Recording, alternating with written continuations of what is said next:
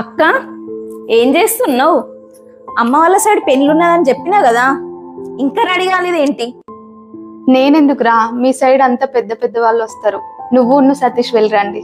అట్లెందుకంటున్నావు అక్క? నువ్వు వెళ్ళి రెడీ కాపో, అందరం కలిసి వెళ్దాం.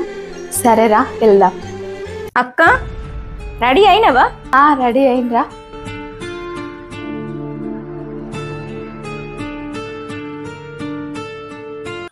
ఏంటి అలా చూసి వెళ్ళిపోతుంది?